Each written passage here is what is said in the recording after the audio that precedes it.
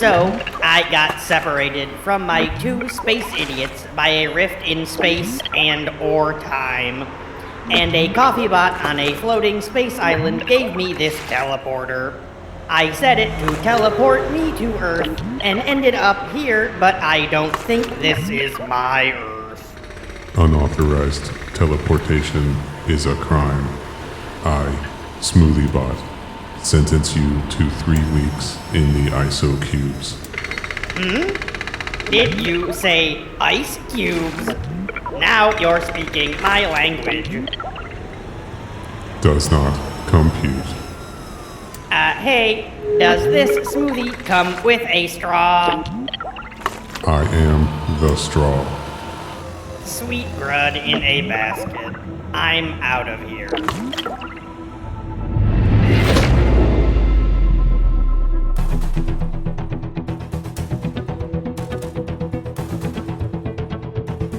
Welcome to Crew Expendable. I am still really proud of Sludge Slurry and Extra Cucumber Hallstrom.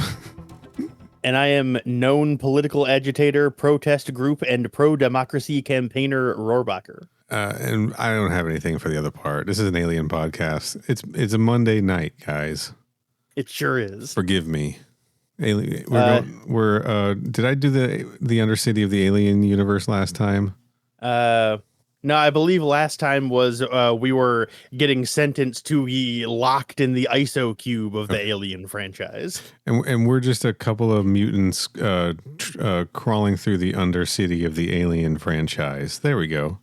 As of this recording, Alien Earth is mere hours away. Yeah, man. Boy, what a good show. We sure have loved watching it. Theoretically. Several weeks ago, by the time this comes out. Yeah. God, look, hey listeners, I'm getting sick again. I'm sorry. Don't worry. We're going to do the Alien Earth episodes. I just might be sick while we do them.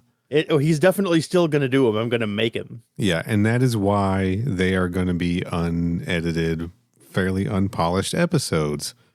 It's fine. I hate it. I'm sorry, everybody. It's fine. Don't worry about it. I feel like I'm letting you down. We haven't even done it yet. I may be we literally apologizing have for not. nothing. I might feel great tomorrow night. You might. That's true. Alien Earth might heal me. Only time will tell.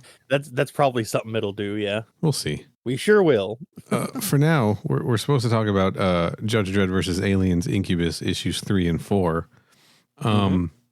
But before we started recording our intro, we were talking about movies we watched. Mm-hmm. So I watched, so this came up on an episode, I think, I forget which one we recorded with Bob, where Bob was talking about how in his the recording studio he works at, all he had was a CRT TV and a VHS copy of Bring It On. Yeah. And he would just watch that on a loop, on mute.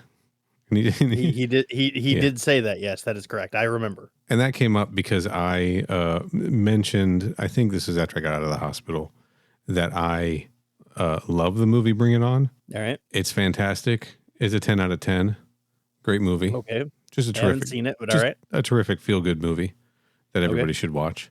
So because Bring It On just sits in my algorithm on streaming services, I got another movie suggested to me that was playing on Roku channel, Tubi, I don't know, called Fired Up. Have you heard of Fired Up from 2009? I have never heard of this movie, no. This is a movie starring Nicholas D'Agosto, guy I never heard of. Okay. And I actually have heard of him, but I don't know what I know of him from. But I'm familiar with his name. One of the leads of the movie Fired Up. Thank you. And Eric Christian Olsen, who plays Vaughn in the first season of Community, for all the Community heads out there, right? Mm-hmm. And I was like, oh, hey, I love that guy. And this is a movie about cheerleaders. I'm going to watch this. All right. This is a movie about two guys who are football players who decide to skip football camp and go to cheerleader camp in order to just have a lot of sex, right? All right. All right. But along the way, they just learn that they are really into cheerleading and really fucking good at it. Mm. And it's fucking great. It's good, is it? You liked it? It was so much fun to watch. It's just like a PG-13 buddy comedy that you think is going to be like super duper gross and terrible and all of the horrible things you would think of like a late stage American Pie direct to DVD sequel. But no, Gotcha. it's Okay. just these two Fair. guys. It starts out that way, but then it's just these two guys who are like, hey man, cheerleading's pretty good. And like the main guy, the Nicholas DeGosto guy, he like falls for the head of the head cheerleader from their school. Mm-hmm. And Eric Christian Olsen's like, no, man, we're just here to like meet chicks and score, and then we have to bail. And then Nicholas is like, no, but like I fell for her. And then his buddy's like, okay, that's cool. I'm gonna help you out. And like that's it. There's no conflict between them or anything. They're just on each other's side the entire time, helping each Fair other enough. out and doing cheerleader stuff. It rules. Nice. It was super fun. I looked it up and I remembered what it was that I knew him from. Okay. First off, he is in Final Destination 5. Okay. but- he is. He's in Final Destination, isn't he? But the main thing I know him from is he is Hayden Panettiere's boyfriend on season 2 of Heroes. Okay. That's what I recognized him from. Yeah. He's also Harvey Dent in Gotham. Okay. Yeah, shit. Yeah, he is. You're right. I didn't Damn, watch.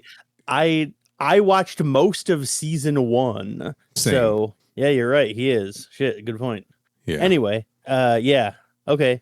So it was good though, at least. That's fun. It was, yeah, I was not expecting anything. And I was like, this was fun. I'll watch this again. It is if you're looking for a movie, guys, ladies, everyone out there, if you're looking for a movie that is the opposite of Alien, you should watch Fired Up. It's pretty good. It's streaming free Now- on Tubi. See, listeners, I don't know if this was actually recorded on the previous episode. I think we had the conversation before we started recording, but Neil recently told me about another movie that he also watched on Tubi, and I thought that was the one he was talking about when he brought this up. Was it the Flash movie? Yes, it was The Flash. Yeah, that was on the recording. Yeah, that movie sucks. That was on the recording. Okay. Yeah, The Flash sucks. Fired Up pretty good. This is the stuff. This is what I was doing while I was sick, guys. I had tonsillitis. Yeah, you sure did. Yeah, I did make an announcement when the Superman Aliens episode came out that I had been very sick. I had tonsillitis and I couldn't talk for like 5 days. Mm-hmm. So I just watched shit on Tubi. And I think Fired Up might have healed me. And I know I just said something about like I'm getting sick now and maybe watching Alien Earth will heal me. And it sounds like I'm reusing a joke. I wasn't a joke. I was saying like I've had an experience where watching something might have healed me. And it was watching Fired Up while I was sick last time. And maybe Alien Earth will do that same thing for me this time. Mm-hmm. You're hoping a lightning strikes twice. I got you. Yes. And maybe I don't have seizures anymore after the combination of the two. Maybe once you watch Predator Badlands, you'll be fine. You'll become a perfect physical specimen. Oh God, I hope so. I'm going to be straight. Like half of me wants to scrap this and start the episode over, but I'm not gonna. That's fine. I wouldn't have wanted you to, so it's fine. We're committed. Yeah. Fired Up, pretty good. Okay. All right. Keep that in mind, listeners. Fired Up, pretty good. Should we recap Judge Dredd versus Aliens Incubus issues 1 and 2 just a little bit?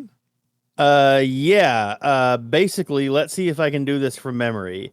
Judge Dredd gets attacked by a bunch of xenomorphs and has to fight them. Mm-hmm. Yep, that's about it. Yeah.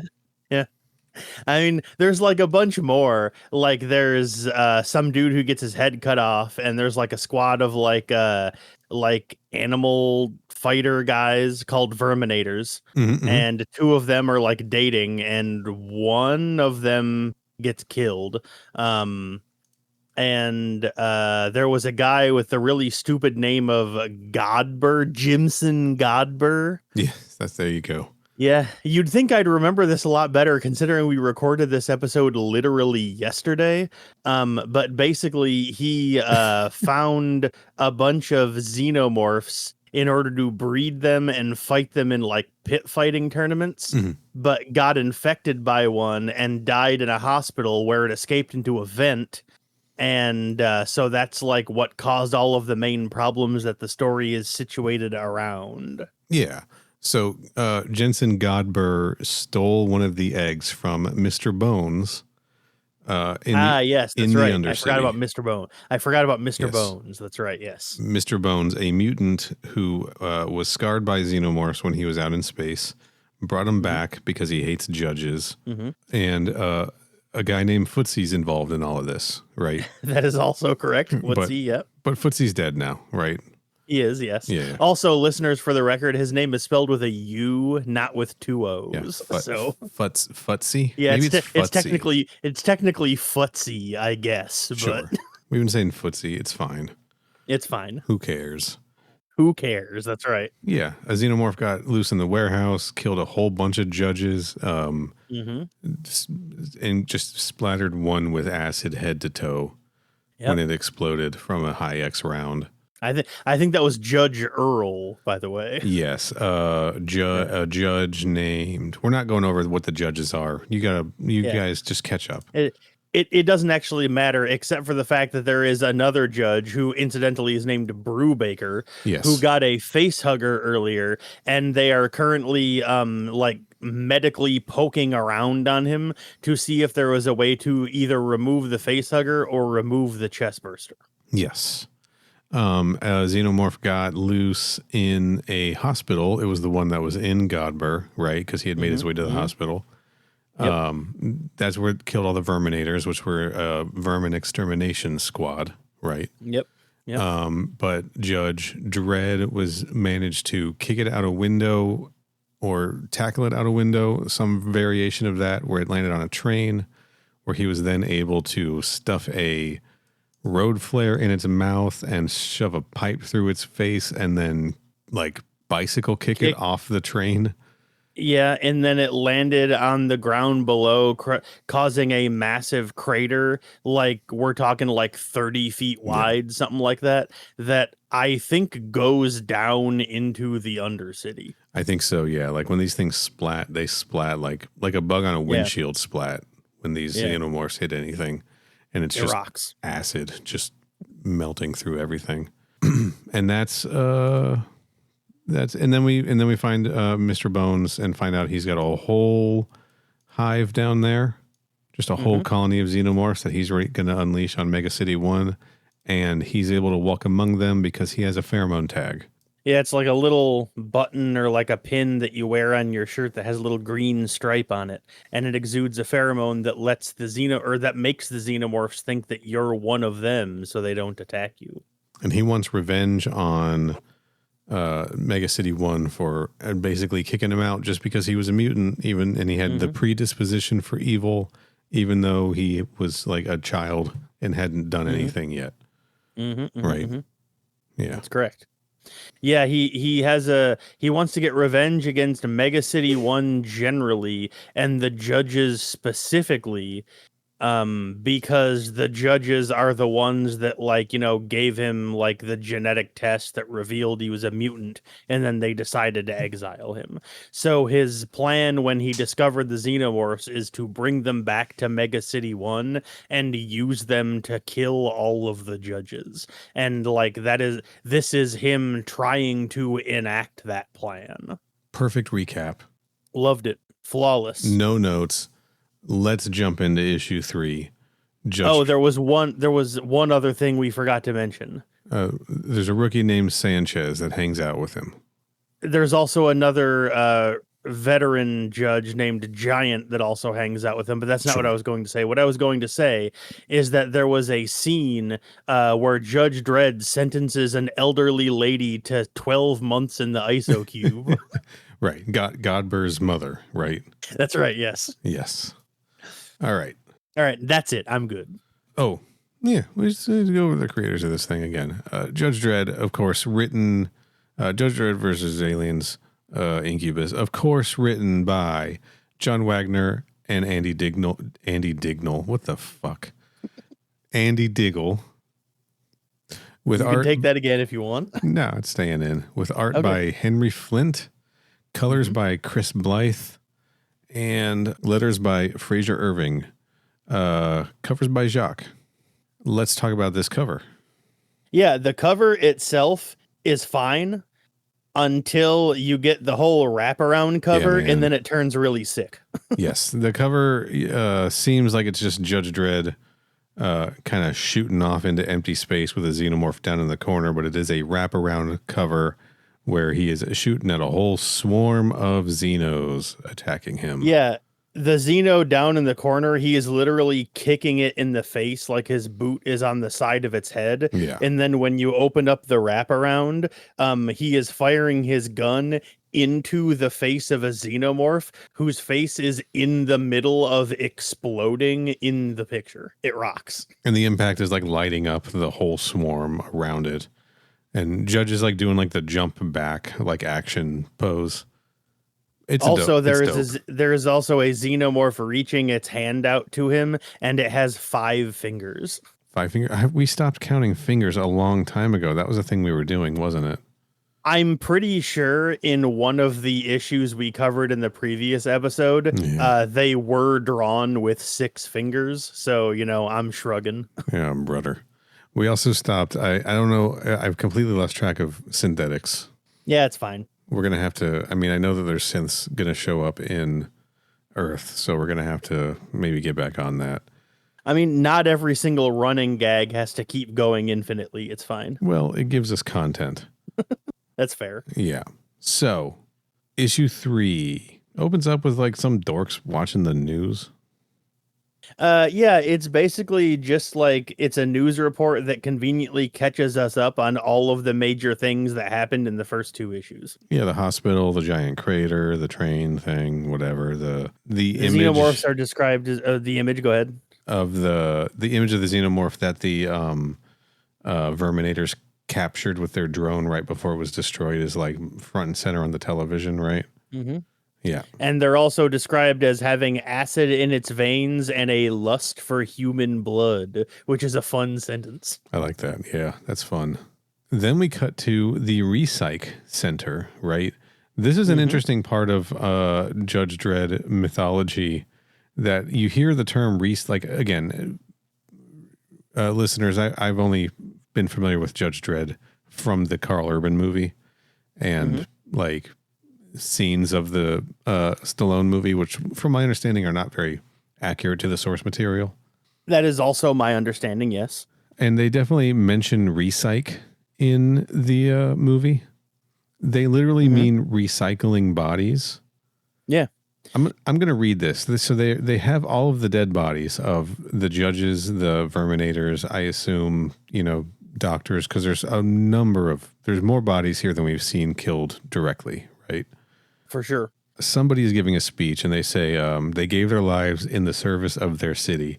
And so it is that we commit their bodies to be recycled, grateful in the knowledge that they may continue to benefit their fellow citizens in a variety of useful products, many of them available at a discount from the souvenir stall in our foyer. For the record, when they say recycle, what they mean is it's a big conveyor belt that leads into a massive meat grinder that cuts the bodies up and churns them away to use them for new stuff. That is what the Recyc Center is. It is recycling bodies into consumer products. Mm-hmm. That's the future. Yeah, that is correct. Yes. And then somebody comments, what are the Verminators, I think, comments on how this cheapens everything. The Verminators are very like salt of the earth. Like they're very aware. They're not like the judges, right? Yep, they sure are. But the leader of the Verminators here. Can you remember her name? Packer? Packer, that's correct. Yeah, nailed it. She decides to accept full blame for everything that happened, i.e. the dead other Verminators. Yeah. And then there is a close-up shot of the actual meat grinder cutting the bodies up, which really made me laugh. She's feeling extremely guilty. Yes. about everything that's happened. And she's going to continue to feel guilty throughout this and essentially going to end up volunteering her services and I guess the other Verminator services in hunting these things down. But that is correct. We're going to cut back. That doesn't happen quite yet. Yeah. First, we're going to come back to the Grand Hall of Justice, where the facehugger has fallen off of Brubaker and died, right? Mm-hmm. And folks, we all know what that means. Yeah, means Brubaker is going to die soon. But they are still experimenting on the facehugger, you know. Yeah. They're through one of those like it's sealed behind glass, but they have like the glove. You can stick your hands through the glass through like the built-in gloves to like perform surgery on it thing. Like they had that in Alien Resurrection too. Yep. Yeah. Yep. I've always wanted to like mess with one of those.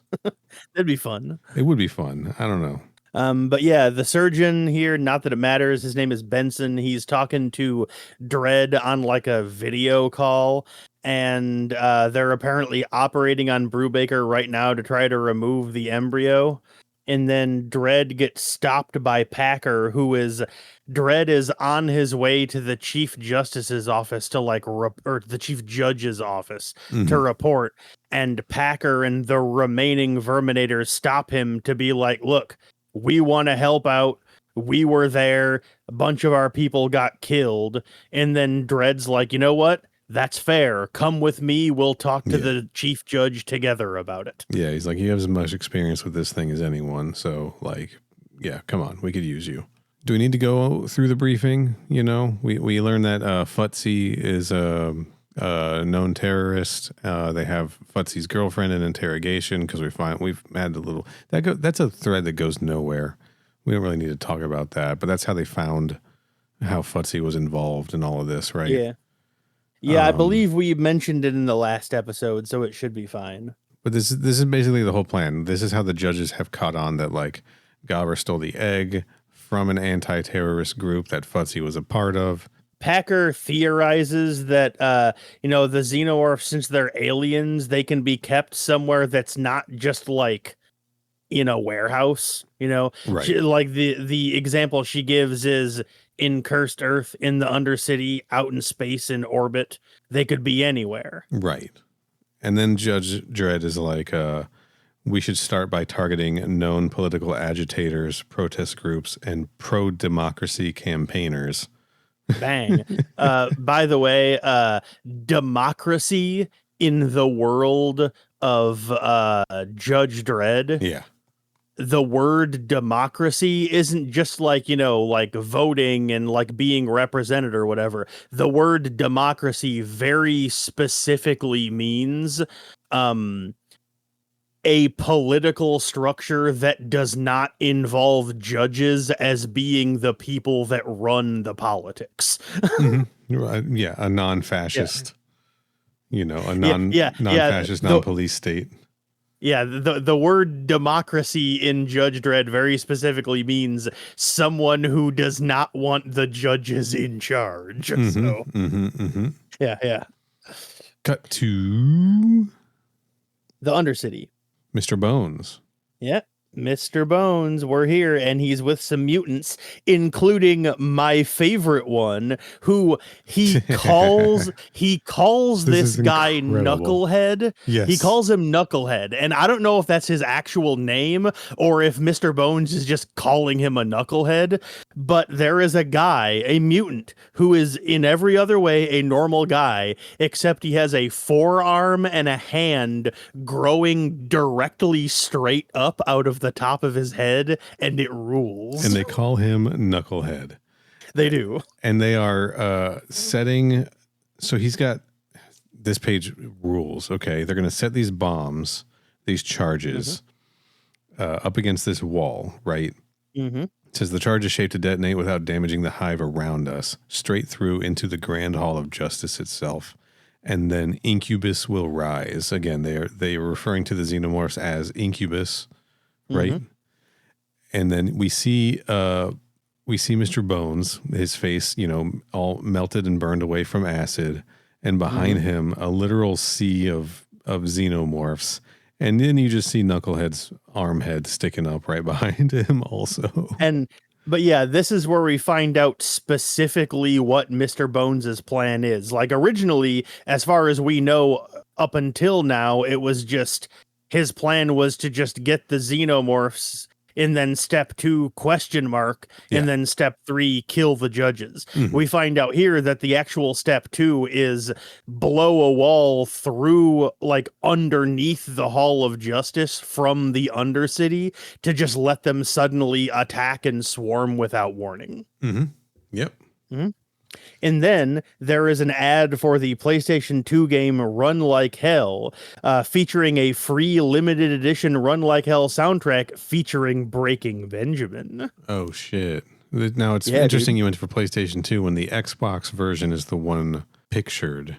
Yeah, that And is then- correct. But when I'm looking at the panel, I can only see the top half of it. So I forgot that they were advertising the Xbox version. Although, in my defense, it does say right next to it, also available on the PlayStation 2. Also available on the PlayStation 2 computer entertainment system. Yeah. You ever play this game? No, I haven't. Although the alien on it definitely looks exactly like a xenomorph, the one featured in the ad. Sure, it looks very xenomorph coded, very shark coded also, though. Yeah, But I guess those are kind of one and the same, aren't they? Yeah, kind of. But no, I never have played it. I've vaguely heard the name, but I have never actually played it. No. Yeah. Oh, well, what are you going to do? I never played it either. I remember hearing the title, but there were a lot of games at that time. That's fair. Yeah. And I was in high school. I didn't have any money. Yeah, this was like 2003, so I hear you. Yeah. But yeah, we cut back to the Hall of Justice proper, and the chief judge, who I don't think they ever say her name in this comic, but this is Chief Judge Hershey. Okay. She's basically, coordinating everything and sends Dredd down to, just go investigate and find stuff out. Yes. And then, as he's right as he's about to leave, we get another classic Drock from Dredd. Drock. when the entire building shakes and immediate reports come in from a earthquake in the lower level machine floor. How do you think? I don't think they ever say Drock in the movie.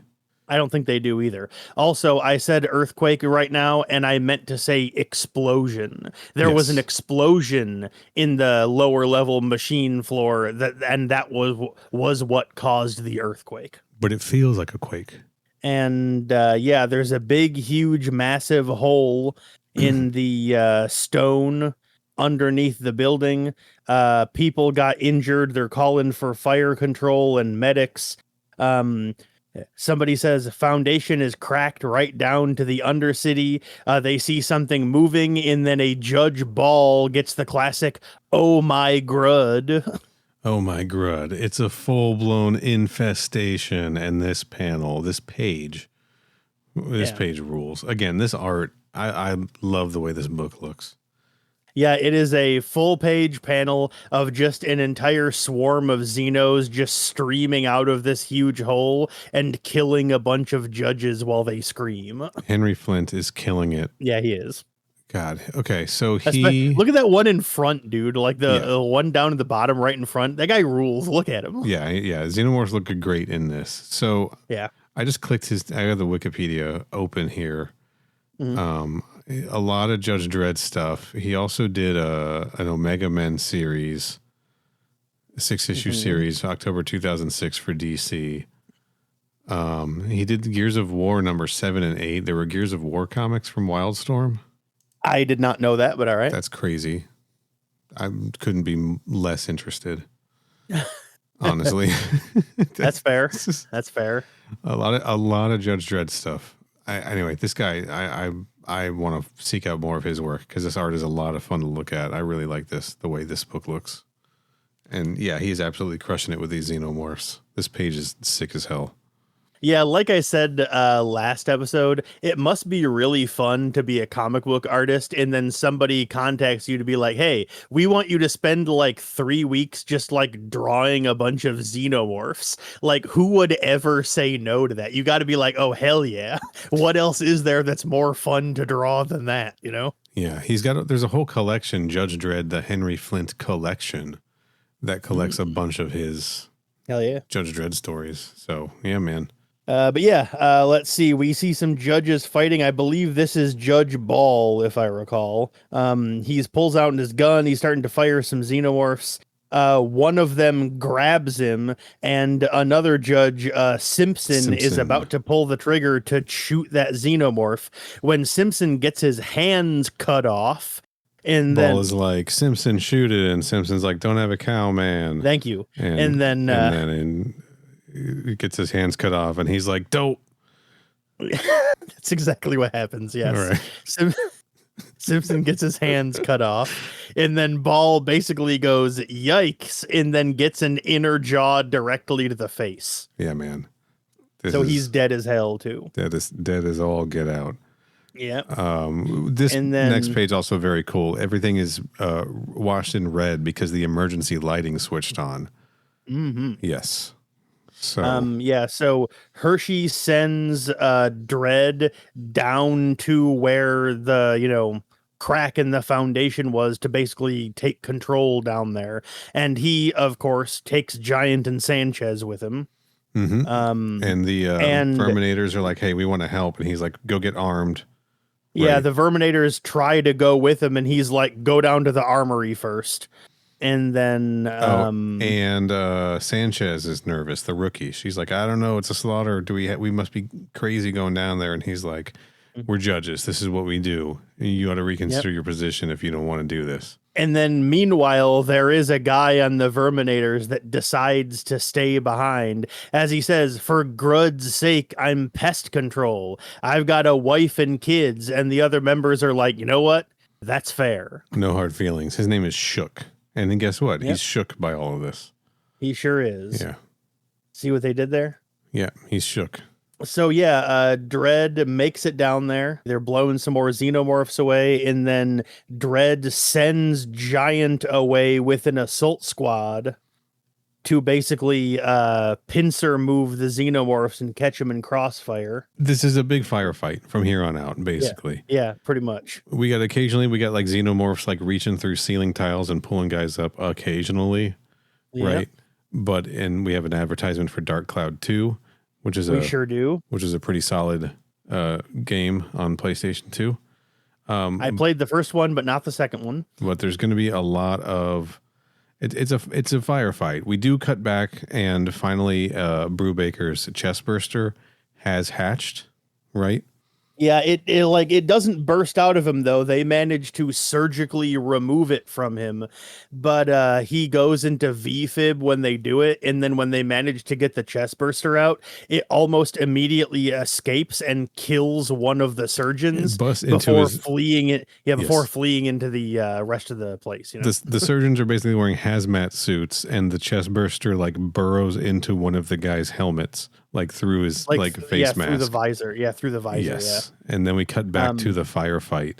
And this is it's a lot of action, guys. Yeah, the Verminators finally show up. You see Butterman there in the background. There's my man Butterman. They bust out the incendiaries. I don't know if they're actually, if those are rounds of their guns or if they have like flamethrowers or whatever. They do have incendiary rounds, as that is one of the ammunition types of the lawgivers, right? That's what the pistols are called. Yeah. Yep.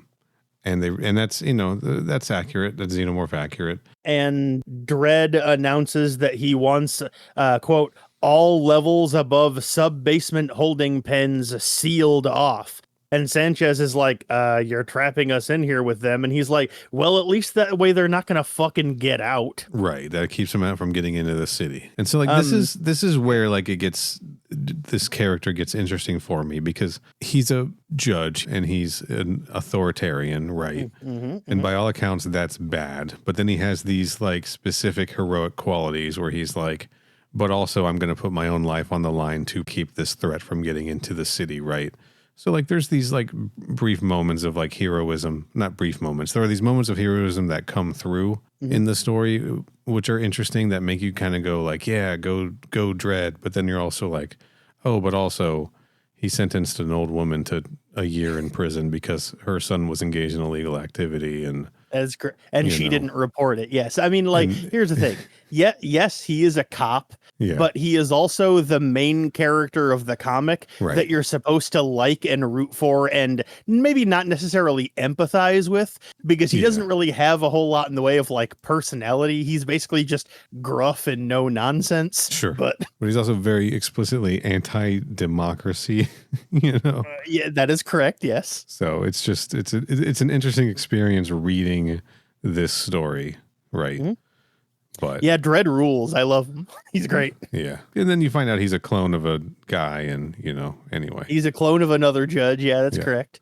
So- But yeah, he checks in with Giant, who he sent off on a mission that we don't quite know what it is yet, but we do find out that he's on his way to the machine room, whatever that is. Yeah. And he's right. going to try to dig up some reinforcements, as he says. Digging up some reinforcements. Yeah, we cut back to the med bay. Well, what we cut back to is Chief Judge getting a report from the med bay, and the report is that Brubaker died. At least one of the surgeons is almost dead, and the creature got escaped, or didn't get escaped. It got loose, but then got killed, is what I meant to say. Yeah. Creature got loose. It's been nullified. But he's like, damn it, how do we beat these things? Right. And then it cuts back to Giant, who enters the machine room and stands in front of, and he's standing in front of 4 robots designed to look like judges. And he is expressing gratitude that these robots are still here. This is fun because he's trying to activate them, right? And he still has to get on like with the head judge and be like, I need permission to activate these. And she's like, just fucking activate them. He's like, sorry, I'm just following orders. And she's like, we're in a fucking crisis mode. Of course you can activate them. Yeah, Right. It literally said they're called mechanismos, by the Yes. way, and they literally are like they cannot be activated without a direct order from the chief judge. And Hershey's like, "Oh my god, fine, shut Yeah. the fuck up and You've just got do it. it." Do as requested. And he's like, sorry, ma'am, just following orders, standing orders. Or it was Judge Dredd who was like, sorry, ma'am, just following standing orders. Anyway, and for those who care about the intros, Smoothie Bot is a repurposed Mechanismo droid turned into a smoothie correct. machine. Yeah. That was the idea, yes. Yeah. Or was it the other way around? I actually don't remember. No, he's a smoothie machine robot made out of a decommissioned Mechanismo Oh, okay. All right. droid. Yes. I couldn't remember if it was that or if he was a smoothie machine that got made a mechanismo, so I couldn't remember which. I'm just thrilled I was able to come up with some reason for there to be a robot. I hope fair. I can do that with the rest of them. Also, by the way, a little fun fact about mechanismos. Yes. I believe they were originally designed using Judge Dredd's brainwave patterns. Mm-hmm. And the word mechanismo is actually, it's not an acronym, but like, what is it called when you shorten 2 words and combine them together into one? It's one of those, and the 2 words are mechanical and machismo. That's what mechanismo is short for. Not a contraction. Whatever it is. A smishy smashy. Yeah, there we go. Smishy smashy. That's what it is. Yeah, it's Monday night, And guys. so yeah, Giant basically activates these 4 mechanismos, and then it cuts back to the firefight. And Marinello is going crazy because his girlfriend got killed, and then he's going so crazy that he gets his legs blown off or cut off or something. He blows a xenomorph away, and the acid burns his legs off. Okay, that's what it was. Oh, I couldn't Grud, tell my precisely legs. what was happening. Yeah, we get a classic "Oh Grud," and then he starts getting pulled into the hole in the floor that opens up from the acid. Sanchez tries to help him, but then a xenomorph hand just comes up from the hole and grabs him and pulls him in, which is Yes. really fucking funny. Yeah, this rules. Meanwhile, And Sanchez is starting to freak out, like explicitly like freak out over it. yeah, this is wild. But Judge Giant is back with reinforcements. The mechanismo droids with a ka-chink, ka-chink, ka-chink. They are very, I love that their dialogue. Step aside, we'll deal with this problem. Nothing to worry about. I like how I also like how Giant is like, look, Dredd, I know you fucking hate these guys, but what choice do we have? And Dredd just goes, you hear me arguing? Yeah. He's like, no shit. We need the backup. And then I love how a Mechanismo picks up a xenomorph and body slams it onto the ground, going, you creeps are breaking the law. Yeah. And then he says primary programs based on Dredd himself. If anything can turn this our way, they can. Because Dredd is just like the best cop ever. Yeah, they basically brought in 4 more Judge Dredds, but now they're made out of impervious metal. Well, not impervious metal, but you know what I mean. Yeah, super duper strong That's right. metal. And so these 4 Mechanismos basically start whooping ass and cleaning house. Yeah. To the point where, like, they're like unloading, like completely destroying xenomorphs by the dozens. One of them literally says, I am the law, which is fun. You brought this on yourself. The law must be obeyed. And it gets like hard enough that like the Mechanismos are working well enough that they actually chase the xenomorphs away back through the hole in the foundation they came from. Yeah, man. Like that's how good these things are. Until one of them gets swarmed by 2 or 3 xenomorphs. It says it's got danger, fire in the magazine. All citizens take cover, and it explodes. And the explosion takes out Butterman. It sure does. Also, you skipped over, Sanchez has a thank Grud when all of the xenomorphs are running away. There's a Grud on every other page, and we can't count. It's like you were talking about yesterday, though. It's fun. It is very fun, but there's so many. I mean, you gotta love a good Drock, a good Grud. They're classic stuff, man. Yes, yeah, they are. But yeah, like you said, Butterman gets his abdomen blown open, and it looks like he has like a big like piece of machinery like sticking into his skull, and he's like, "Gah." He looks like he got chest bursted, and yeah.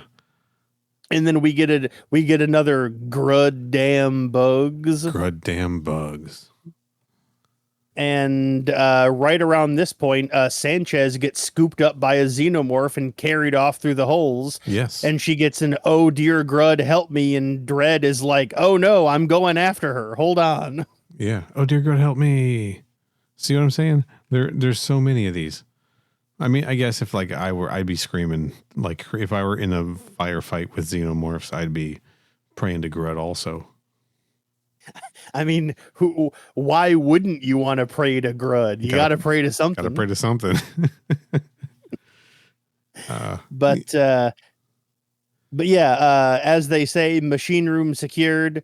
Aliens have returned to the Undercity, but they have severe casualties. And Dredd is like, I'm going after her. And Giant's like, I'm going with you. And Dredd's like, no, you are not. Yeah, just me, the hero. What's his reasoning for not taking Giant with him? Your first priority is to secure the Grand Hall. I want this breach sealed behind me. Yeah, and then he doesn't want Giant to go with him because he's like, Giant, you got to secure the hall, and we got to seal it behind me so that no more escape into the building, and we can't wait for backup because Sanchez might die if we wait. So I'm just gonna go right now. We can't let any more of these Grud damn things in behind. He doesn't say Grud damn here, but he does not. That's correct. A missed opportunity for just to shoehorn another one in. So yeah, so he starts going into the tunnels behind, and he's like trying to like radio back immediately about like the path he's taking. Walls are wax. He's describing the some kind of secreted resin, essentially, right? Mm-hmm. Yeah, the walls are starting to become resin coated, and just immediately losing signal. Like the radio's already cutting out. Yep, and then he basically arrives at the scene we saw Futzy in earlier, where it's just a huge tunnel, like swarm full of xenomorphs, and we get a classic Stom. A Stom. What is this? That's a new one. We haven't had a Stom yet. I think it is a new one, yes. But he sees that and he's looking around for Sanchez and he's like, well, she's probably dead, which makes sense because I'm probably about to die too. And he says that just as a whole bunch of facehuggers crawl up from behind him and start swarming him, crawling all over him. And he even says, well, I'm probably going to die. And while Giant tries to get through with him, we see him, dealing with probably something like 8 facehuggers, something like that. But unfortunately, one of them is already clamped onto his face. Yes. Yeah. That is the end of the issue. Unfortunately, folks, bad news. This is the final Judge Dredd comic, and he's going to die. So, yeah, I don't think he's going to make it. Yeah, I don't see how he could get out of this one. All right, let's move on to issue 4. Unless you got anything else you want to say about issue 3. I don't, so we can move on. All right, let's hit it. Issue 4 cover. Why don't you describe that cover, Kenny? All right. The bottom half of it is the bottom, third of it, actually, maybe, is dominated by a shot of Judge Dredd from over his shoulder, and he's turned and faced towards the camera screaming. And over his shoulder behind him, there is a xenomorph queen standing there roaring at him. Yes, there is. These covers really do escalate each one. They sure do. Yeah, great covers across the board. According to the credits page, 2 is still the best one, though. 2 is the best one. This cover also by Jock. Okay, all right. So, page 1. Yeah, page 1, we got Dredd and we got Sanchez. Both of them are resined up and attached to the wall, and Sanchez's hair is hanging down because she has long curly hair, and hers is sticking up because she's hanging upside down. And Dredd, his helmet is still on; it has not in fact fallen off. They're both upside down. Fun fact about Dredd, in the comics, his helmet is, his face is never seen, right? That's correct. I think they had his helmet off one time and apparently put a censored bar over his face so the reader couldn't see it. I read. It was originally just something at first that they just did, but they very quickly made it permanent editorial mandate. We're never allowed to see his face ever, period. It is literally editorially dictated. It cannot be done. Well, his identity is Judge Dredd, right? He doesn't have anything outside of this. So he's supposed to represent the facelessness of the law, so they don't want to give him a face. Yeah. But his expression here, his frown is so like Sunday Calvin and Hobbes frown. Yeah, it's very much a perfect parabolic arc. Yes, it's great. I love it. It's very funny. I love it. And he just looks displeased. He's not he definitely does. He's not afraid. He's not scared. He's not afraid. He's not angry. He's just gruffly, great, not this shit again. Yeah, he's like, well, I'm still alive. I don't think I'm gonna survive this, but I gotta do something. What are you gonna do about this? Yeah. Basically the first thing that him and Sanchez say to each other is that, well, Sanchez, you're about to give birth to a xenomorph, so good luck with that. He's like, you're gonna have a baby, only it's not gonna be the human kind. And she's like, what the fuck? Oh no. And he's like, get a grip. It's too late for tears. Can you move? She's just freaking out. What's the point? You're gonna die. And he's like, no, the point isn't that we're gonna die. The point is how we die. And then at that point, Mr. Bones shows up. Yeah. Mr. Bones shows up and he's like, they just talk about how much he doesn't like judges, and Dredd points out that he knows who Bones is, etc., etc. Oh, we also find out Bones was born in 2084 and was exiled the same year, so he got kicked out as a literal infant. That's fun. So Judge says that I'm just calling him Judge, like it's his first name. Judge Joseph Dredd. Uh-huh. Joey says. Joey D.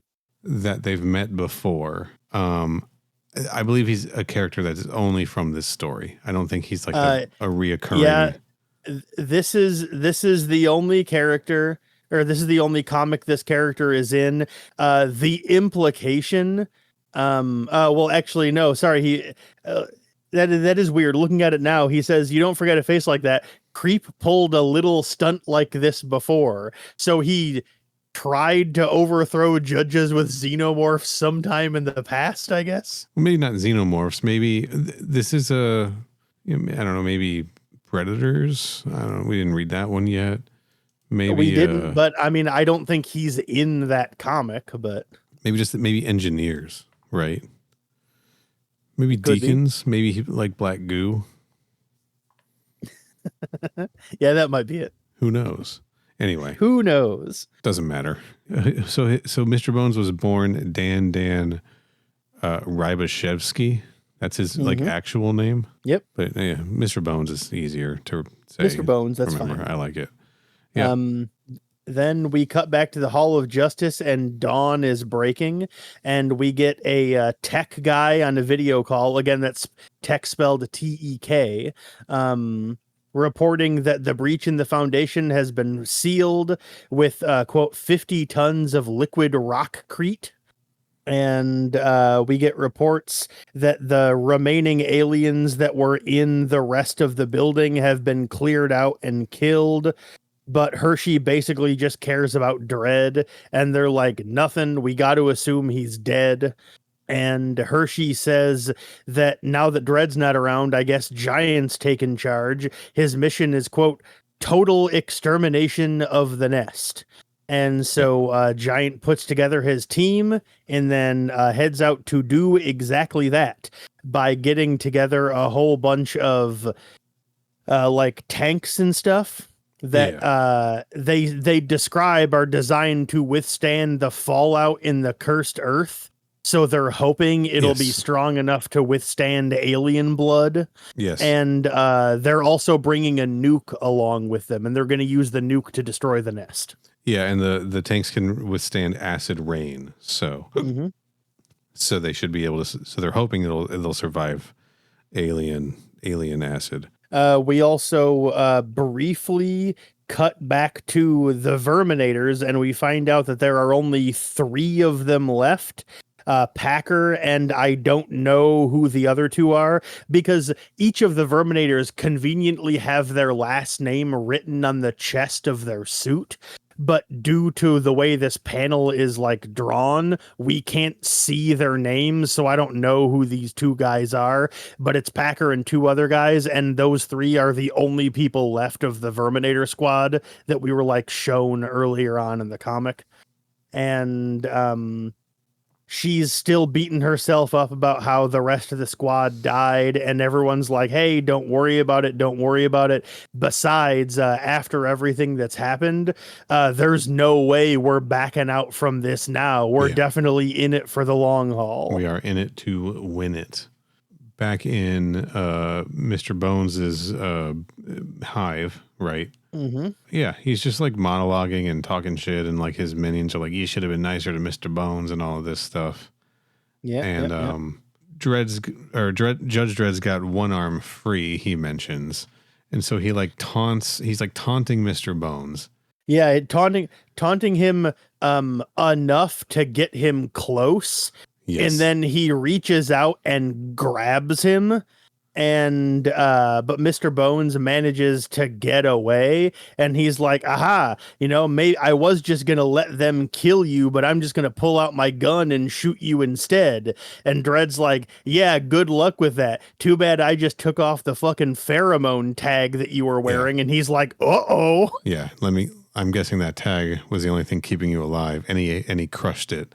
So now Mr. Bones has to like rush out of there because all the xenomorphs are going to turn on him, and he's literally going, get back, please, you must recognize me, it's me, Daddy. And then he the fact that he is Daddy notwithstanding, he literally gets torn to pieces by the xenomorphs. He manages to start pulling himself out, and one of the mutants says, "Kill him," and he has the classic line, "Many have tried, creep." Yeah, I love that. Really unceremonious death for Mr. Bones. Really quick. Happens in a small corner panel where he gets ripped to shreds.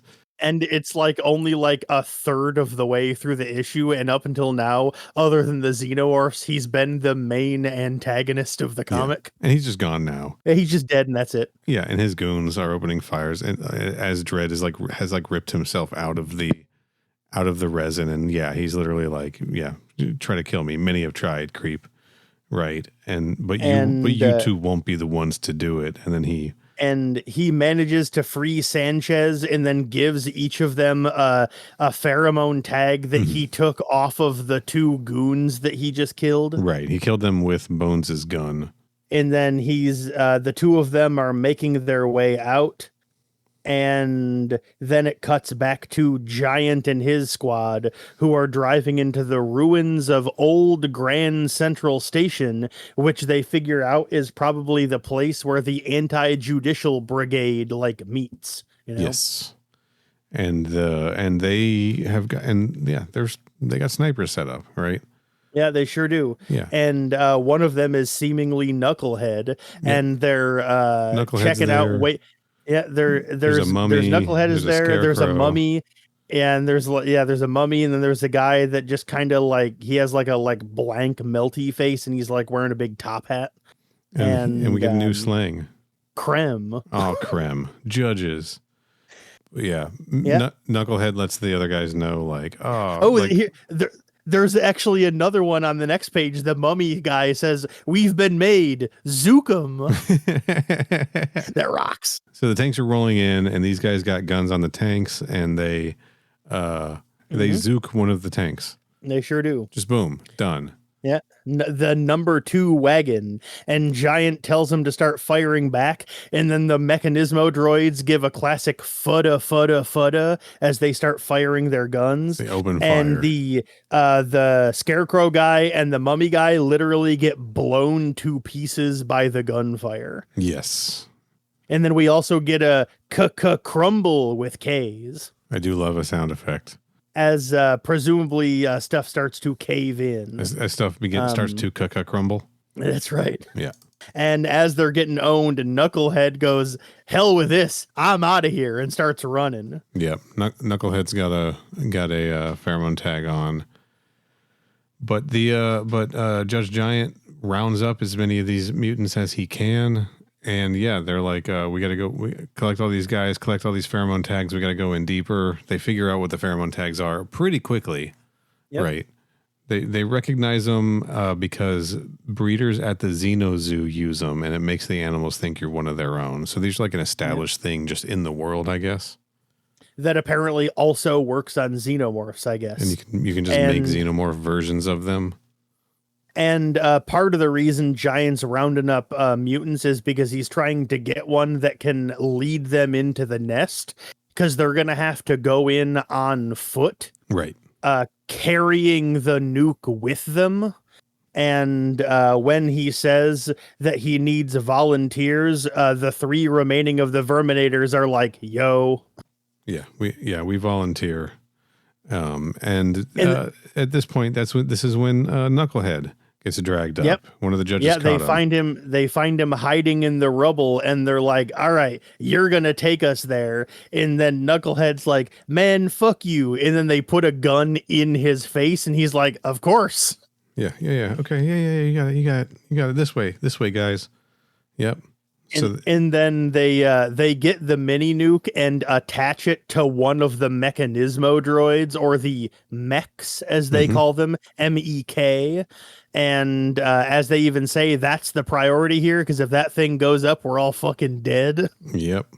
And they comment on how warm it is. And guys, do you remember the beginning of issue 1 where we learned that they are using geothermal power? They were pumping lava out of the Earth's, from below the Earth's crust to power the city.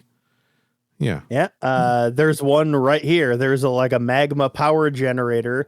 And as someone even says, guess the bugs like it tropical. We already know they like warm places, so no wonder. Yeah, I wonder if this geothermal power stuff is going to come in, is going to be important at the end of the. Let's see. Sanchez gets another Grud as her. Okay, we got it, dude. Yeah, Sanchez gets an Grud as her and Dredd are working their way through, and then she gets a mother of Grud when they turn around the corner and enter the hatching chamber, where there's dozens of eggs stretching off to forever, and there's a big, huge queen strapped up, hanging from the ceiling, just birthing out eggs. Louise, again, great artwork. This page is stellar, and and Dredd is just like, it looks like we took a wrong turn. and I like how he immediately is like, oh, this has got to be the queen, and she must be where all of the eggs are coming from. I'm glad we got rid of that in one panel, so we don't have to have a whole discussion about it. Yeah, and then he's like, all right, our pheromone tags and our embryos aren't going to protect us from this, so get ready. And Sanchez is like, get ready for what? And he's like, look, we're not getting out of here alive, but neither is this thing. Let's open fire. And he just starts blasting. And Sanchez jumps in. They just start blasting the eggs, the queen, all of this shit. Yeah, the queen gets really pissed, real pissed. And they start getting swarmed by Xenos, but they keep blasting anyway. And then the queen tears herself away from her housing so she can like chase them down and kill them herself. Yes. And as they're fighting off swarms of Xenos, as he points it out, this was a subway station, so there's got to be an exit around anywhere, or somewhere rather. And they discover it, but it's sealed off, and then he blows it open, presumably using like a high X explosive or whatever. They open it. Probably high X, and as they flee, we see the queen chasing after them. And, he blows it behind. He blows the ceiling behind him to collapse the tunnel with a big crumble. And it collapses it on her, and he knocks the queen down. And he's like, "Yeah, she's down, but she's not out. Let's keep moving." So they keep working their way down through a stairwell, right? Yeah, some kind of like subway service stairwell. I'd assume. They open a door and are confronted with Giant and his men. So the three of them are teamed back up again. Yeah. And Dredd lets them know about how they met the queen, and they need to get ready for that. Yeah, because she's like right behind us, guys. And then Drock, alien frenzy. The xenomorphs start coming out of the walls just as the queen starts bursting through the rubble they buried her in, and the mechanismo units come on up to fire her. This is a fucked up to panel. Fire on her. Fucked up panel. The mechanismo droid to the queen says, "Illegal alien, cease and desist immediately."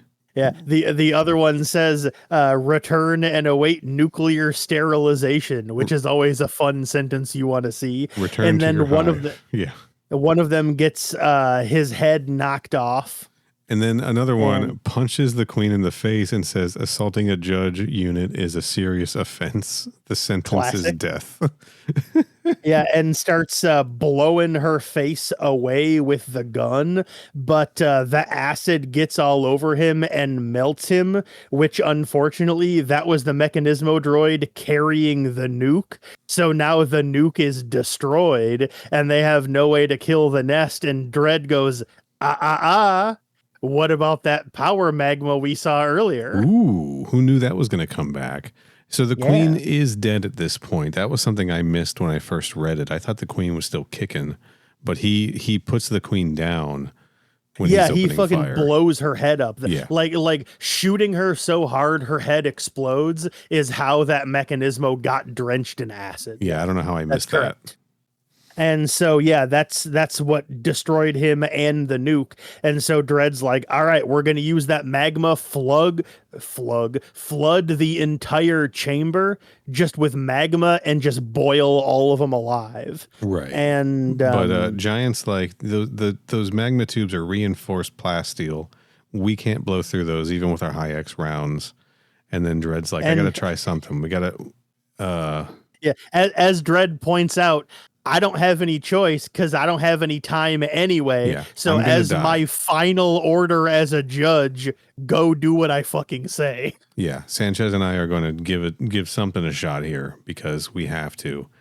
Yeah, and then finally Sanchez comes around. We're both carrying a death sentence. May as well go down fighting. That's right. Yes. Yeah. So he thinks he's going it alone. Credit to Sanchez. Then she appears to help him out. And she's like, med base full.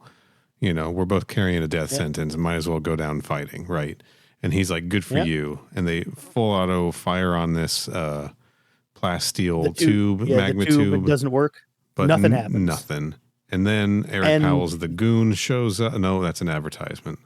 Yeah, and the bullets bounce off, and and they turn around, and there's a whole swarm of them, like an entire sea advancing on him. And he's like, "Game over." And then turns out though it's not. When Packer. Now I was about to call her Parker. I'm glad you corrected me. Packer flies in with a big gun and a jetpack, announcing that she figured out a way to destroy the tube, and that way is to get the xenomorphs to attack her and sacrifice herself, killing the xenomorphs so that their acid blood eats through the plasteel, opening up the magma tube. I gotta say, really clever. It is clever. I mean, I thought she was going to like kamikaze into it and blow it up, and that's how she was going to open it. But no, the fact that she literally used the xenomorph blood to open it, I was like, oh, that's kind of clever. Yeah. And she's like, she's finally going to get her revenge on these things. Yeah. Yep. And it works. The alien blood eats right into the lava tubes. Lava starts pouring out, and Dredd and Sanchez. Dredd fires his grappling hook thing and grabs Sanchez. They swing out of the way as the magma, magma, lava. I don't know. It doesn't matter. One's one thing when it's one place, and the other thing when it's the other. Who cares? We're using them interchangeably for the purpose of this comic, even though that's not technically correct. Floods the egg chamber. We see the eggs getting covered. We see the xenomorphs melting into it. We sure do. Wipes them out. Badass.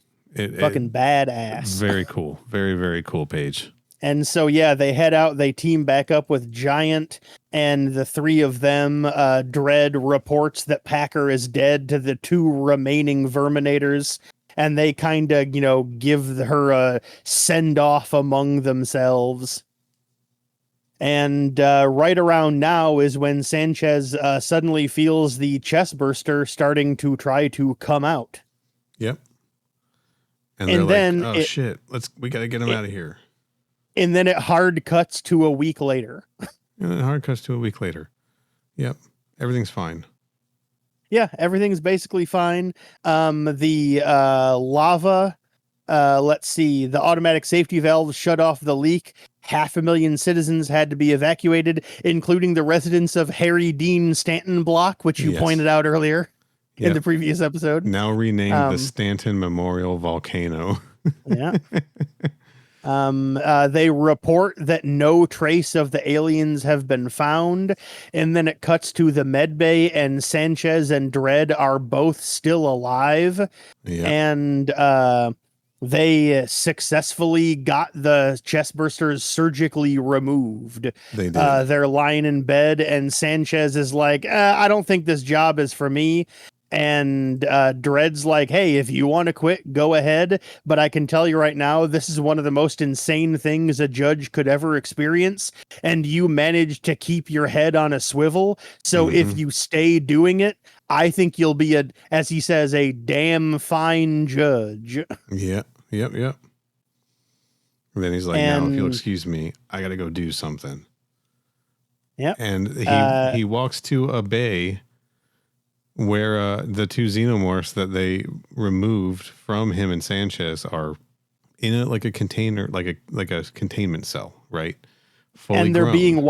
And they're fully grown, and they're being watched over by Benson, who, if you recall, was the judge that was doing the surgery on Brubaker. Well, not doing the surgery.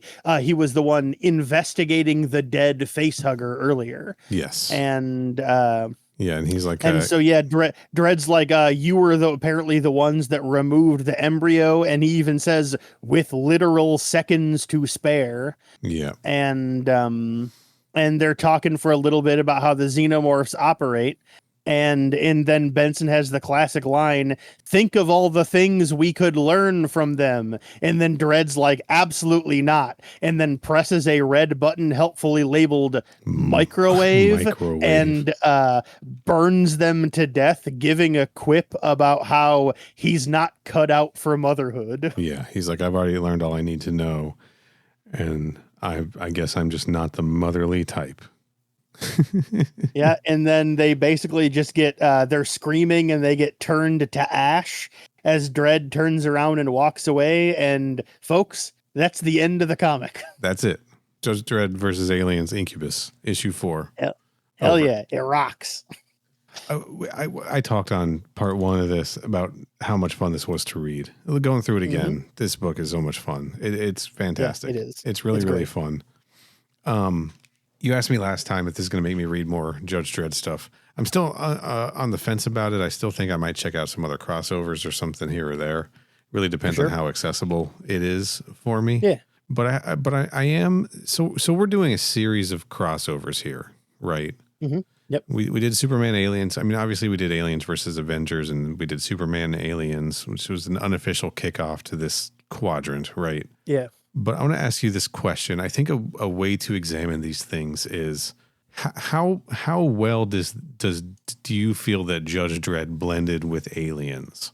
I mean, as someone who is at least a little bit familiar with the world of Judge Dredd, yeah, xenomorphs, like when I found out that there was a crossover between them, I didn't think anything of it because xenomorphs strike me as the type of thing that could reasonably be in Judge Dredd. I was like, oh yeah, they go to space and there's like aliens and stuff, you know, that seems reasonable to me. Like he fights monsters and things like that. That makes sense. Okay. Yeah. Like not being familiar with Judge Dredd, I think that this book got me fairly familiar with Judge Dredd and the world of Judge Dredd, right? One other thing I was about to say is that, sorry. I mean, part of it is because it was, made by just the people that make Judge Dredd. Yeah. But in case you were wondering, I will say this is an accurate representation of both the character and what the comic is like. Like if you saw the world and how the character was portrayed in this book, reading more Judge Dredd, you will get more of that. This is what he is like. Do you think this was an accurate depiction of xenomorphs? With the exception of, I don't think they would ever flee, which they did when the mechanismos showed up. Right. The fact that they all fled seemed to me a very convenient story excuse for them to be like, okay, we don't need to worry about the Grand Hall. The rest of the story is going somewhere else. Mm-hmm. But other than the fact that they did flee en masse, otherwise, yeah, they felt like xenomorphs to me. I could have used a little bit more creeping around, but then again, this is also Aliens, not Alien, so I guess it makes sense. It's more actiony, you know? Yeah, but even Aliens had creeping around in it, you know? Sure. Yeah, so I, as someone not familiar with Judge Dredd at all, I think that this got me up to speed with Judge Dredd as a property. Mm-hmm. And I feel like the aliens were aliens enough. The xenomorphs were xenomorphy enough that this was a good, a fair representation of them. That same thing stuck out to me, the aliens fleeing, right? They would just keep fighting until they were all dead, you know? They would. Yeah, that is exactly what they would do, yeah. A more likely thing would be like we close off the entryway or something, right? And we clear out the rest of this room. I don't know. Yeah. But yeah, retreating is not really something that they're known for. I'm trying to think of, have they ever retreated? Like, is that a thing they've ever done? No, not that I can think of. Okay, I didn't think so. I mean, we've only really seen them like in an official capacity. If we take like the films are like the official canon, right? In a big group, they never retreated in Aliens. All right, that's fair. Mother at crewexpendable.net or any of our socials if we're wrong. Mm-hmm. And hey, be nice about it. So like we read Superman Aliens. But that was a pretty good representation of Dan Jurgens' Superman, right? Mm-hmm. Yeah. And a fitting way to put xenomorphs into that world. And they still felt xenomorphy. They maybe weren't quite as, I mean, they were plenty bloodthirsty in that, but they weren't quite as maybe bloodthirsty as certainly as they were in this book, you know? Yeah, they're definitely the base level of violence is toned down in that compared to this, even just when it comes to the xenomorphs, not even counting the other stuff. Right. But then there's certain aspects of the xenomorph in this that are ratcheted way up, like how much acid is actually in them. Like in this, they're basically like the xenomorph shaped water balloons full of acid. Yeah, and they're like pressurized too, so that when they get damaged, they don't like leak. It like jets out of them. Yeah. And that's, unusual, I think. Yeah, I mean it's heightened for the purposes of fitting in with Judge Dredd, I would say. Mm-hmm. Yeah. But I think it was a fairly good blending, I guess, a fairly good representation of how xenomorphs would appear in the Judge Dredd universe, just based on what I know about the Judge Dredd universe, which is essentially only this story, right? Yeah, that's fair. But you've read more than me, and so you seem like you're kind of agreeing with that. Yeah, I mean, I thought it fit. I thought it worked. Yeah. Okay. I want to kind of keep an eye on that as we go through these other crossovers. Is it weird? Is it weird to have xenomorphs showing up in the Wildcats universe? Right. Yeah, I mean, one thing I will say is I want to slightly correct something that I said earlier. Sure. I don't know that Dredd himself ever really fights a lot of monsters per se. Because like space travel is a thing, but I think it's more talked about than really actually depicted all that often. But like, I mean, he'll go into like the cursed earth and there'll be like weird mutated stuff in there and things like that. But I don't know that he's ever really fought a whole lot of like extraterrestrials before. Mm-hmm. I'm sure he has because, like, I only read like a year or two of the comic and it's been running for almost 50. So I'm sure that other aliens have shown up before. But right. I don't know that he fights this kind of thing all that often, but it didn't strike me as particularly out of left field in the way that they, for an example, as we were talking earlier, xenomorphs meeting Superman is. Right. Like, even though Superman as like a property has more to do with aliens, the two of them feel less balanced with each other. Yeah. Whereas Judge Dredd is the kind of world where something that violent and bloodthirsty could reasonably be expected to exist, and the kind of thing Dredd would have to fight. You know, that's like a similar level of offense to him in a way it's not against Superman, And so when I saw that, I was like, yeah, okay, that makes sense. I don't know if there's necessarily precedent for that kind of thing, but it doesn't seem unreasonable to me based on the little bit of Judge Dredd knowledge I have. Gotcha. So. Okay, I understand. Okay, so back to the Superman thing just briefly. There was plenty of death and blood and things in that crossover. It wasn't like the xenomorphs weren't nerfed to the point of like Mortal Kombat versus the DC universe. That's true. It was not. That's right. Yeah, correct. Just as an example, but in hindsight, like they had to do a lot of work to try to nerf Superman and to do this and that and just try to make it work. And I don't know. This felt whereas this, they were like, they didn't have to do any of that. They could just be like, hey, there's a xenomorph there, and Judge Dredd can already just kind of take care of it, Right, exactly. So. Yeah, so I think that this worked a little bit better, and I don't think I don't know that we're gonna intentionally compare every single one, like every single crossover as we go. I mean, it'll just be a natural sort of. We're not ranking. We're not ranking them, but it'll be like a natural we're definitely point not of comparison. So. Yeah, I mean, if we happen to compare them as they come up, then we will, but that's not like something we're actively trying to do. It's just since these are the only 2 crossovers we've really done so far, we're just like, just looking at what we've seen so far. That's all. Yeah. Do you have anything else you want to say about Judge Dredd versus Aliens Incubus? Yeah, the comic rocks, and everyone should go read it. Very, very fun crossover. Super violent, super fun to read. Very fun looking comic book. We made the heavy metal sort of association last time. Yeah. Right. All the positives we said on the last episode still hold true. Going through it again, they still hold true. I want to say again, even though we talked about it earlier, the art especially is real good. Yes. Like the xenomorphs in this book look phenomenal. I mean, the story's pretty standard, right? Mm-hmm. There's some good character exchanges.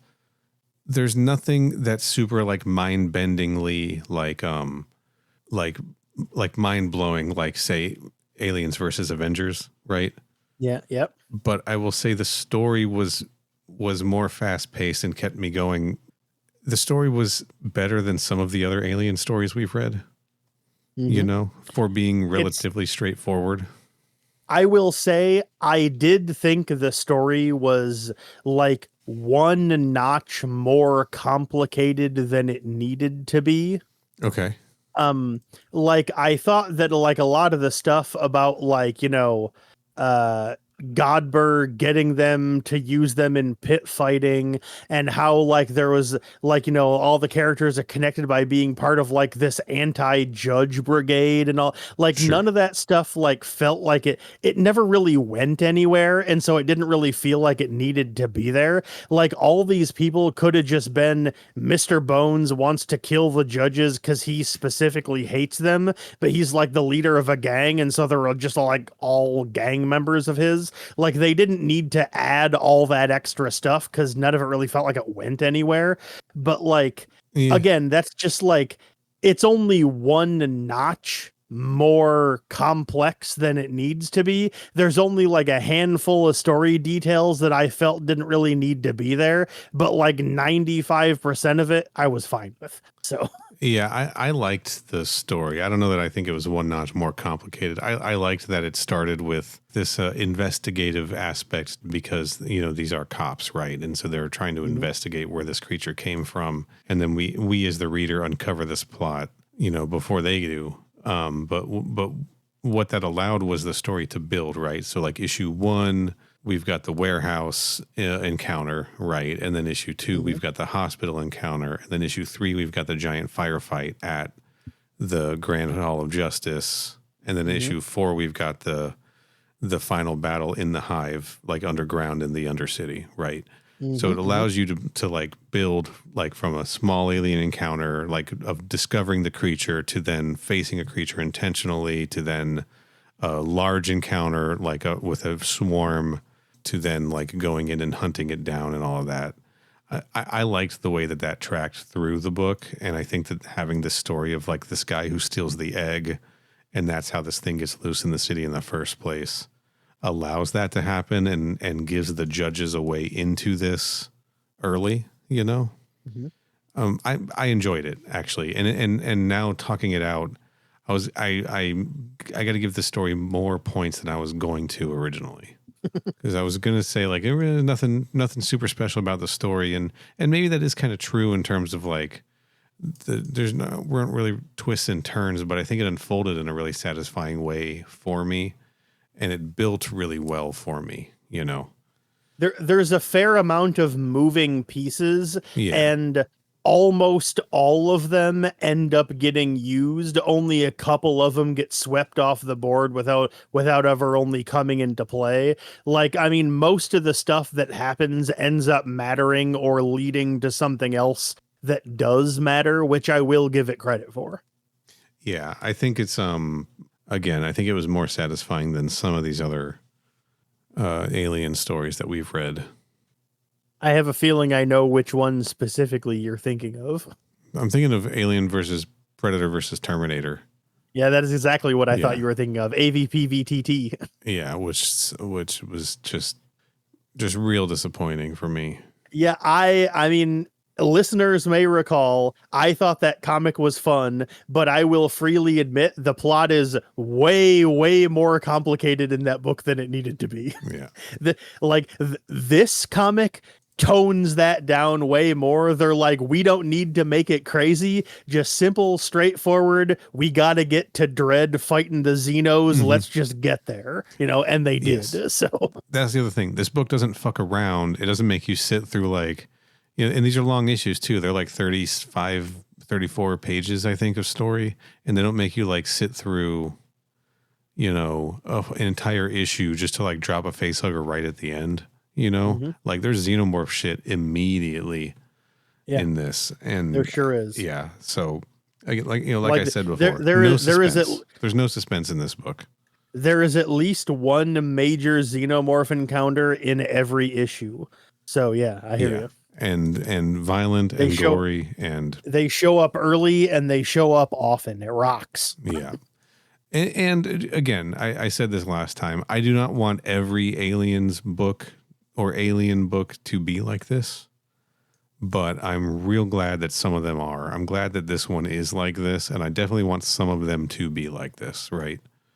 I would not want all of them to just be explosive action and violence and over the top gore and everything, but I want that sometimes, right? Hell yeah. So we've talked about an incubus, right? Which I learned from you is the male equivalent of a succubus. That is correct. Yes. On our next crossover episode, we'll be talking about a kind of a succubus. Yeah, we sure will. I didn't remember what it was, and so I had to look it up. But yes, you are correct. We definitely will be. Yeah, I mean it's a loose definition. She's a space alien vampire, right? Yeah, she's a space alien who just happens to have a lot of things in common with vampires. That is correct, Yes. folks. The next one we're going to be covering the first 3 issues of Aliens Vampirella. Yes. Now, Kenny, was this one of the first things that you thought about covering on the show? Am I remembering that correctly? You are, yes. There were 2 things. There were 2 pieces of alien media that when I found out about them, they were the things that thinking about them made me go, we should do an alien podcast. And Aliens Vampirella is one of them because I saw that and went, how the fuck can they pair those 2 things up? Yeah. Well, we're going to find out. I have read, I think, half of this. I don't think I ever read the whole thing. So, all right. I am going to be, I guess I'm telling both the listeners and Neil and you this. Yeah. I'm going to be pulling a Neil on this next one on Aliens Vampirella. This will be the first Vampirella comic I've ever read in my entire life. Oh, fascinating. I've read a handful. I am by no means an expert, but I've read my fair share, including Betty and Veronica meet Red Sonja and Vampirella. See, just like with me, this was the first Dredd comic you've ever read, and I'd read a handful of them before that. Now we're in the exact opposite situation for the next one. I dig it. We planned this out well, accidentally. Yeah, completely by accident, but very fortuitous on our parts, yes. All right. So issues 1 through 3 of Aliens Vampirella next week, folks. That's right. There'll be some Alien Earth episodes, of course. This is just our crossover stuff. Mm-hmm. But until then, Kenny, where can people find you online if you want them to? I'm on Twitter and Blue Sky at CYHOBBEZ. Neil, how about you? I'm on Instagram, Blue Sky Threads at Final Neil. Where can people find the show? Our Twitter account, which is run by me, is at Crew Expenda Pod. Our Blue Sky account, which both of us have access to, is at Crew Expendable. Our Instagram and our Threads, which Neil handles, is both at Crew Expendable Pod. Our website is crewexpendable.net. Our email address is mother@crewexpendable.net. And finally, a YouTube page. We have one. It's youtube.com/@crewexpendable. And we will be back to talk some more Alien Earth and some Aliens Vampirella. So until then, stay frosty. frosty.